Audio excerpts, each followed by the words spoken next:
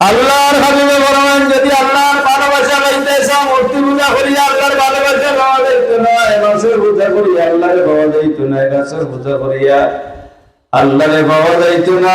আল্লাহরে পাইতে হইলে তোমরা আমি নবীরে মহব্বত করা লাগবো, আমার কথা শোনা লাগবো, আমারে মানা লাগবো, আমারে শোনা লাগবো। আমি যা করিব আমার আদর্শে মানলে চলতে হইব। আমার উৎসাহ আছে না, আদর্শের আমার সুন্নতরে ইত্তেবা করতে হইব। যদি তোমরা আমি নবীর সুন্নতে ইত্তেবা করো, আমার অনুসরণ করো, তাইলে অতি সহজে তোমরা আল্লাহর ভালোবাসা পাইবে। আমি নবীর যদি তোমরা মহব্বত করো, ভালোবাসো, আল্লাহর হাবিবে বলেন, আমার যে উম্মতের অন্তরের ভিতরে যত বেশি মহব্বত থাকবো, ওই উম্মত আমার সবচেয়ে কাছের থাকবো। যে উম্মত দুনিয়ার থাকতে সবচেয়ে বেশি বেশি করি আমার উপরে দুরূদ শরীফ পড়িব, কিয়ামতের দিন আমার উম্মত আমার সবচেয়ে কাছের থাকবো। সুবহানাল্লাহ।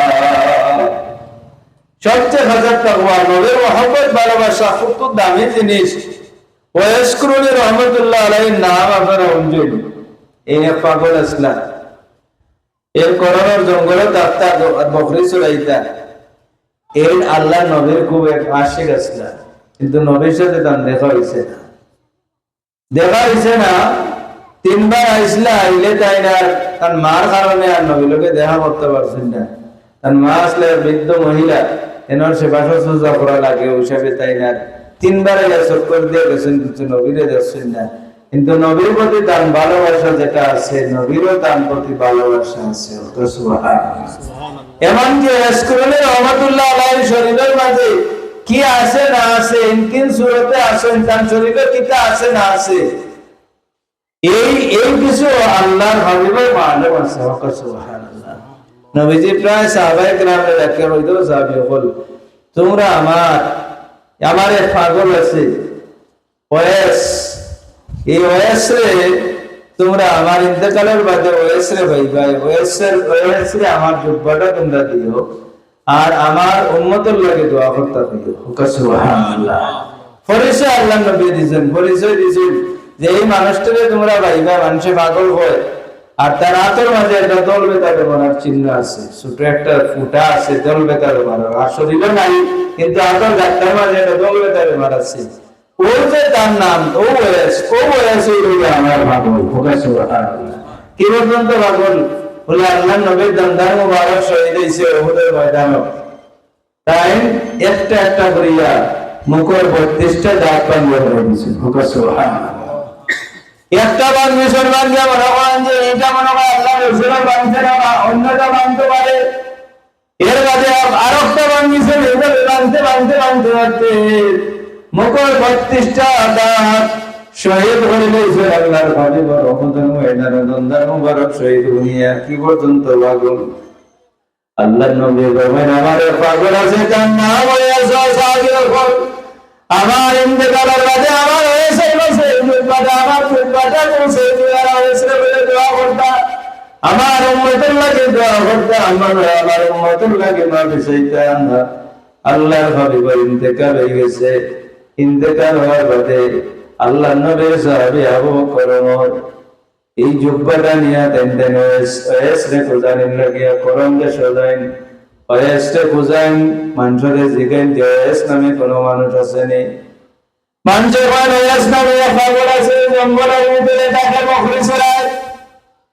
তেন বুঝতে ওয়েসের কাছে যাই গিয়া জিগাইন, ভাই তোমার নাম ওয়েস নি? তেন বলে, হ্যাঁ আমার নাম ওয়েস। আল্লাহ তুমি জানো নি আল্লাহর হাবিবের ইন্তেকাল হয়ে গেছে। সেই কথা শুনিয়া জমিনের মাঝে বসিয়া পড়ে যায়।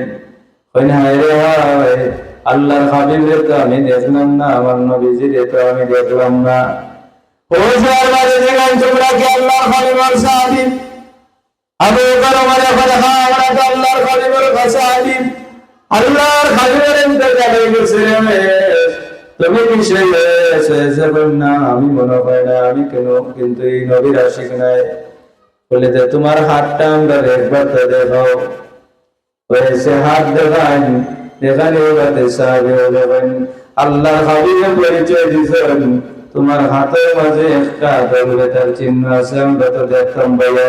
তুমি আল্লাহর হাবিবে তোমার যোগ্য হওয়ার নাম করছেন আল্লাহর হাবিবের উম্মতের লাগি দোয়া করতে হবে বলছেন সুবহানাল্লাহ ওয়াস রাদিয়াল্লাহু তাআলা ইসকুমানি রাহমাতুল্লাহ আলাইহি সিজদার মাঝে বলিলেন পড়ি আল্লাহর দরবারে ফরিয়াদ করেন আল্লাহ আখির নবীর নবী ইন্তেকাল হয়েছে নবী জমিন ছাড়িয়া গেছেন কি নবী আমরা আলে ছাড়িয়া গেছেন আল্লাহর হাবিবের সাহাবীয়া ফল জুব্বা লইয়া আইছেন আল্লাহর হাবিবে আমারে জুব্বা দান করছেন রব্বুল আলামিন আখিরি নবী মুহাম্মদুর রাসূলুল্লাহর উম্মতকে তুমি মাফ করিয়া দাও এমন ভাবে কান্না শুরু করেন সিজদার মাঝে পড়িয়া আল্লাহ রাব্বুল আলামিন বললেন তোমার মাথা উঠে আল্লাহর হাবিবের উম্মতের তিন ভাগের একবার উম্মতকে মাফ করিয়া দিলাম ওয়াসবেন আল্লাহ হইতো না আমি মানি না আল্লাহর হাবিবের সব উম্মতকে তুমি মাফ করিয়া দাও আল্লাহ রাব্বুল আলামিন বললেন আল্লাহর হাবিবের তিন ভাগ উম্মতকে দুইবার উম্মতকে মাফ করিয়া দিলাম ওয়াসে মানেন না এমন ভাবে লম্বা চিন্তা করছেন আল্লাহ নবীর সাহাবী বলে চিন্তা করেন যে ওয়াস মনে হয় তাই জমিন ছাড়িয়া গেছেন জ্ঞান হয়ে মারা গেছেন কোনো লড়াছড়া নাই এমন ভাবে চিন্তা করছেন যে কোনো লড়াছড়া নাই তাই মনে করবা যে মনে হয় মরে গেছেন নাকি তা আল্লাহর হাবিবের সাহাবী আবু বকর ধাক্কা দিয়া ওয়াসের লাগা তোমার কোনজন ধাক্কা মারেন ওয়াস রাহমাতুল্লাহ আলাইহি ওয়াস করুন রাহমাতুল্লাহ আলাইহি সিজদাতে মাথা উঠাইয়া কইলে আল্লাহর নবীর সাহাবী তুমি সর্বনাশ করিলে রে তুমি আমারে ছেড়ে তুমি আমারে সিজদাতে উঠাইলা আগে তুমি যদি আমারে সিজদাতে না উঠাইতাই আল্লাহর হাবিবের সমস্ত উম্মতকে আমি আল্লাহর দরবার থেকে ছুটাই দিলাম না সুবহানাল্লাহ তুমি তো মনে করছো আমি মরে গেছি সাহাবী মনে করেন আপনার তো মনে করছে যে আপনি মনে করেন লবিন ছাড়িয়ে গেছেন কি আমরা তো আশ্চর্য হয়ে গেছি এত সময় আপনার লাগে আমরা হারা হয়ে গেছি আমরা মনে করছি যে আপনি মনে হয় দুনিয়াতে নাই আর আমার ওয়াজ করুন রহমতুল্লাহ আলাইহি বলে হায় রে আফসোস তোমরা কিতে লাগে আমারে তোমরা ধাক্কা দিয়া আমার তুলনায় সিজদাতে উঠেই রাখিতে লাগিয়া আমি তো আমারে যদি আরো তোমরা সুযোগ দিতে চাইলে আরো কিছু নবীর উম্মতরে আমি মাফ করাইলাম না সুবহানাল্লাহ এর কি দাদা শিখাচ্ছিল হুজুর রানী আল্লাহ নবীর লগে দেখা নাই কিন্তু নবীর আশিক আল্লাহর হাবিবের সাথে দেখা নাই কিন্তু নবীর কি পর্যন্ত আশিক হযরত আবু বকর সিদ্দিক রাদিয়াল্লাহু তাআলা আনহু কি পর্যন্ত মহব্বত এবং ইতাআত এই দুইটা নিয়াতে এমন মর্যাদায় পৌঁছেছে আল্লাহর হাবিব ফরমায় আমার সমস্ত উম্মতের নেকিরে যদি এক পাল্লাত রাখা হয় আর আবু বকর সিদ্দিক রাদিয়াল্লাহু তাআলা আনহু আমল এক পাল্লাত রাখা হয় ওজন করা হয় আমার আবু বকরের আমলের পাল্লা